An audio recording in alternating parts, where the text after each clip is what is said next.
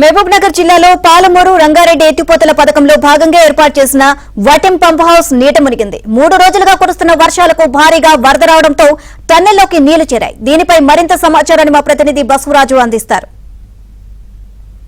ఎత్తిపోతల పథకంలో భాగంగా నిర్మితమవుతున్న వట్టెం రిజర్వాయర్ లో పంప్ హౌస్ లో పూర్తిగా నీళ్లు నిండుకున్నాయి. 3 రోజుల నుంచి కురుస్తున్న వర్షాలకు ఇక్కడ ఏదైతే టనల్ ఏర్పాటు చేశారో ఇక్కడ నుంచి 18 కిలోమీటర్ల వరకు టనల్ ఉంటుంది. టనల్ ముందు భాగంలో అక్కడ గొలుసుకట్టు చెరువుల వల్ల పూర్తిగా చెరువులు నిండి అలుగులు పారడం, పారిన అలుగులు ఈ టనల్ పైనుంచి వెళ్లడం, ఆ పైన ఉండే లీకేజెస్ ద్వారా టనల్లోకి పూర్తిగా నీళ్లు వెళ్ళాయి. అయితే 3 రోజులుగా ఈ నీటి ప్రవాహం కొనసాగుతూ వచ్చి ప్రస్తుతం మనం వట్టెం రిజర్వాయర్ దగ్గర ఏర్పాటు చేసిన ఈ పంప్ హౌస్ దగ్గర ఉన్నాం. సర్జిపుల్లోకి నీళ్లు చేరుకున్నాయి. నీళ్లు చేరుకున్న తర్వాత అవి పంప్ హౌస్ లోకి వెళ్ళిపోయాయి. పంప్ హౌస్ మనం బొట్టం దగ్గర ఉండే పంప్ హౌస్ నిర్మాణ పనులు మనం పరిశీలించినట్లయితే ఇక్కడ మొత్తం పూర్తిగా 10 మోటార్లను బిగించి ఇక్కడ నుంచి అంటే 435 అడుగుల మేరకు ఇక్కడ నుంచి నీటిని పంప్ చేయాల్సి ఉంటుంది. అయితే ఇక ఈ పంప్ చేసే విధానంలో భాగంగా ప్రస్తుతానికి మొత్తం 10 మోటార్లకు గాను 4 మోటార్లు బిగించారు. మరో మోటార్ బిగించాల్సిన పనులు జరుగుతూ ఉన్నాయి. అయితే ఈ క్రమంలోనే ఇవాళ అంటే పూర్తిగా ఈ నీటిలో మునిగిపోయింది.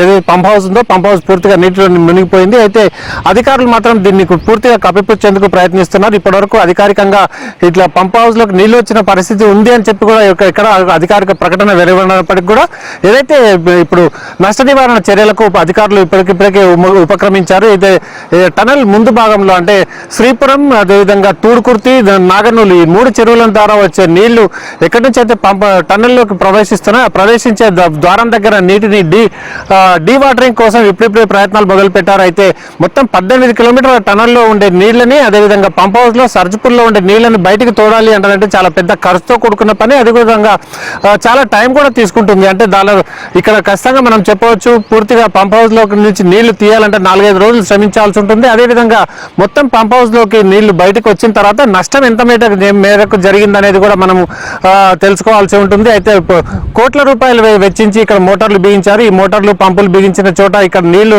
పూర్తిగా అంటే సబ్మర్జ్ కావడం, నీళ్లలో పూర్తిగా పంప్ హౌస్ మునిగిపోవడం ఎంత మేర నష్టం జరిగిందో తెలియదు. కానీ ఇప్పటికైతే పాలమూరు రంగారెడ్డి ఎత్తిపోతల పథకంలో భాగంగా నిర్మితమవుతున్న వట్టెం రిజర్వాయర్ ఏదైతే వెంకటాద్రి రిజర్వాయర్ అంటారో ఇక్కడికి వెళ్లాల్సిన నీటి పంప్ హౌస్ పూర్తిగా నీళ్లలో మునిగిందని చెప్పవచ్చు.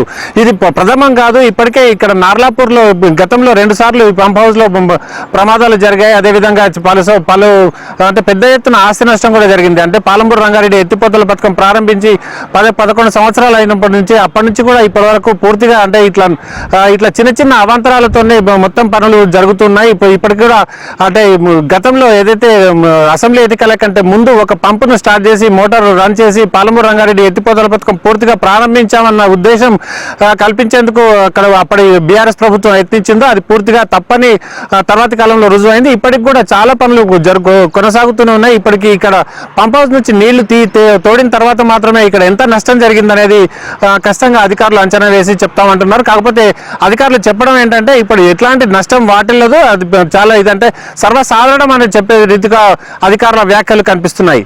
వట్టెం నుంచి సంతోష్తో బసవరాజ్, ఏబిఎన్ ఆంధ్రజ్యోతి, మహబూబ్ నగర్.